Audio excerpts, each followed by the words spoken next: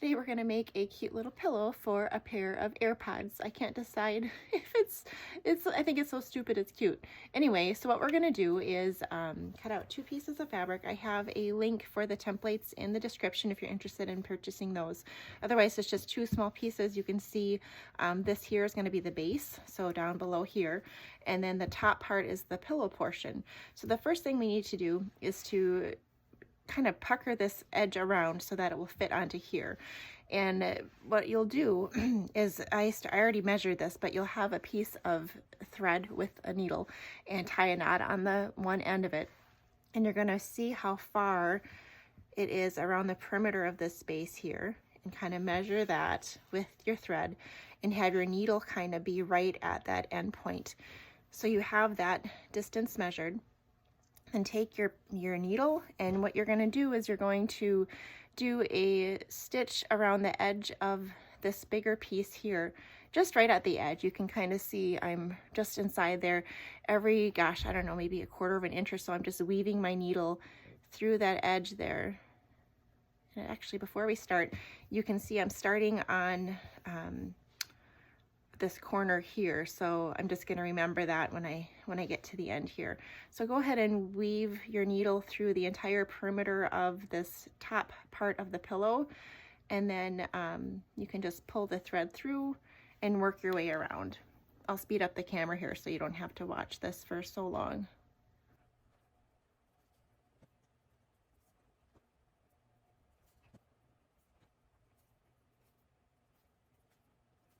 All right, so when you get to the end, you can see I pulled it tighter than I needed to because I have my thread here.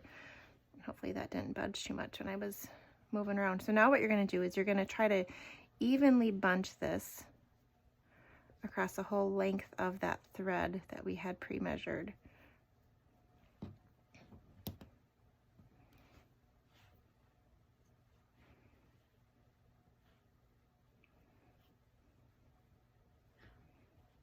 All right, so there we have that there. Now we're going to be pinning this onto here, right sides together. So what I'm going to do is I'm going to flip this the other way like this. I'm going to leave my thread attached for now. And okay, then get it even again. Need some more bunching on the top end. Okay, so now this here is going to go right sides facing the right side of there, and I'm going to go ahead and just pin that together. I'm leaving my thread in there because I might need to adjust that a little bit more as I get going, but I'm going to pin this way here, and it doesn't have to be perfect in terms of lining up the corner to the corner, because as you can see, you're not going to see the bottom, and it's just kind of giving it that form, that rectangular form. So I'm going to go ahead and just manipulate the fabric as I go around to get it to pin into place, just lining up those raw edges. The biggest thing is just making sure your right sides of the fabric are facing each other as you go around. And those little pleats there, as I sew them, they'll just get kind of stuck into place there. And as long as they're mostly even around the edge of the project, you'll be just fine. And I'm just following the shape of that bottom base piece. Coming up on that next one, I can see now I have more pucker here than I do here, so you can just tweak that as you go around.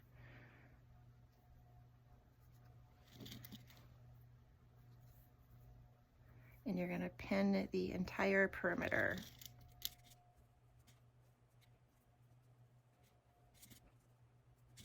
All right, so now I have it pinned all the way around.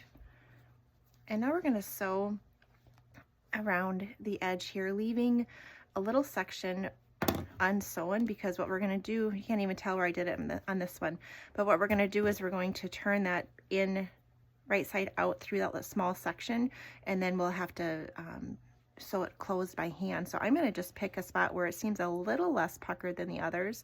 So I'm going to leave this section open here, and that'll be kind of the back of my project. Maybe like an 1.5-ish or so, 1.5 or 2 inches. If you have bigger fingers, maybe a little bit longer. But go ahead and sew then around here, leaving that section open. We'll sew now.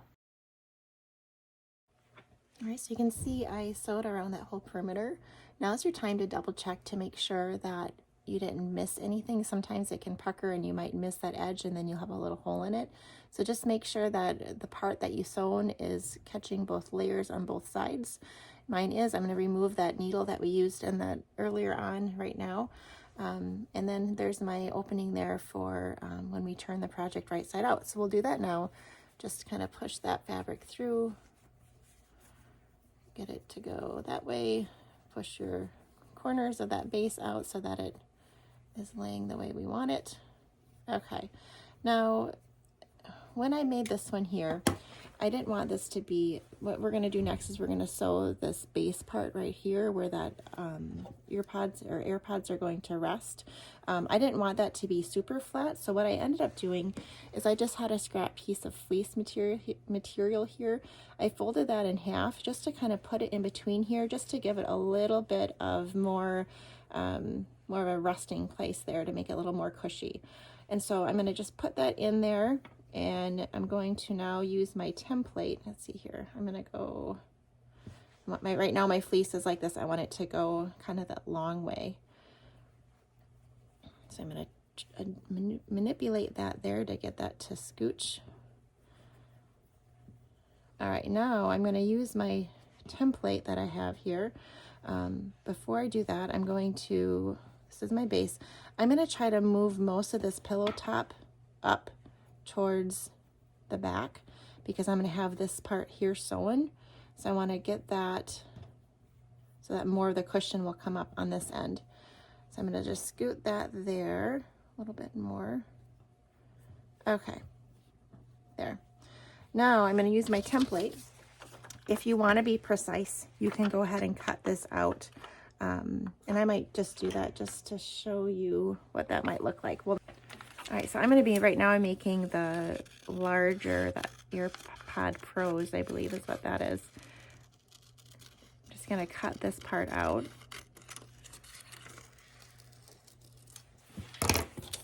And you're going to remember this template has the seam allowance in it, so it's going to be a little bit wider than what's showing right now. So I'm just going to center that as best as I can. And I'm going to put that right there, leave it out.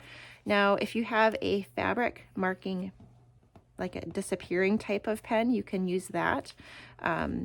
Just for the sake of this video here, so you can see a little bit better in the video, I'm going to use a Sharpie. What you can do is trace around where you're going to be sewing. If you have that invisible pen, it'll disappear by the time you get done sewing, it'll be gone.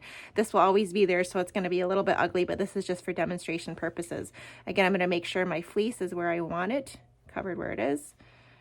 And now I'm going to pin the 2 layers together in addition to that fleece, just so that I don't have any bumps on the other side when I sew this. And so now what I'm going to do is I'm going to sew together along the line that I just created here. So we'll go do that next. All right, so I sewed together those layers against the bottom part where I had marked. Again, if you have a disappearing marker, fabric marking pen, that line will go away. Mine is permanent, but that's okay. So next what we're going to do is the stuffing part. Now, the easiest part to stuff is going to be this backing part because that's where our hole is, but we want to make sure that we get enough into here first. Now, you can use like a poly stuffing. I'm using these poly pellets is what it's called. So what I'm going to do is I'm just going to pour in a few right away, not a lot. Actually, I might just go like this. That fits pretty good. All right, I just have a few in there right now, and they do make a mess. Maybe do this over a bowl if you have one at home, but I have some in there. And I'm gonna just use my hand and try to get it to go into that front section right off the bat. Because if you fill this all the way, you're not gonna be able to get that in there without making a huge mess and losing some. And I already put a little bit in and I'm already making a mess. But just go ahead and help those into that front section of your pillow.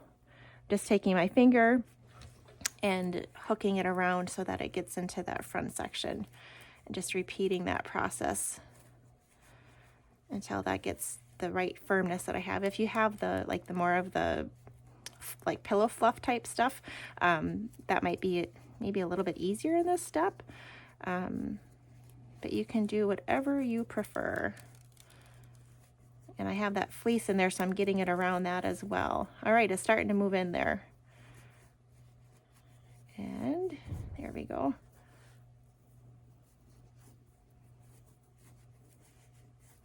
So all of those beads I put in there are now into that front section of the pillow.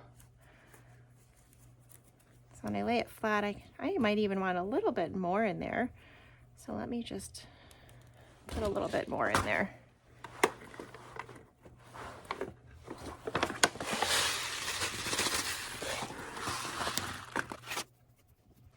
All right, so I have that front section all filled with the little pellets. Now I'm going to do this bigger back portion.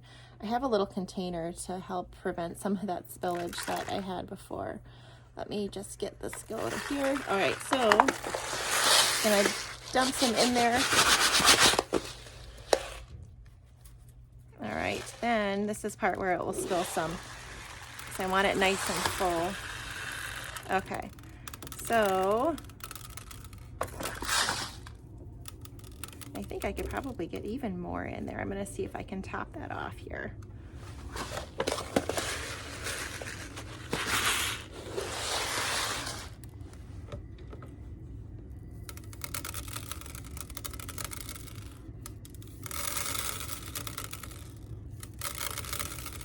All right, so now I have this filled with the beads. And I just want to make sure that I have it as cushy as I want it. And I think that looks pretty good to me. If I wanted to put even more in there, I could. And actually, I wonder, I have a little bit more of that fleece. I might just tuck that in the back just to fill in that little bit of a gap that I'm struggling to fill with those beads because it keeps making such a mess. And have a little bit more minky I can just shove in there. Whatever you want, it's your personal preference on how full or how firm you want that to be. Next then, and that actually might even help keep those beads in there when I'm doing my blind stitching. Now you're going to take your thread and needle and you're going to just close this by hand. You can do a blind stitch or a whip stitch. The biggest thing is you're going to kind of tuck that raw edge in there so that you don't see that when you're finished here. So I'm going to go ahead and work on that now. I will speed up the camera so you don't have to watch it so long.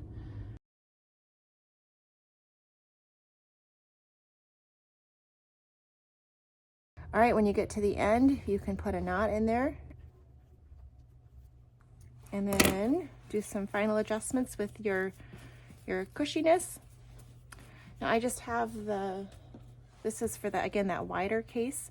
I don't have that with me right now, but that would just lay in there. I think that it's more wide than it is narrow. So there you have it. I hope you enjoyed this tutorial. I'd love to see what you come up with.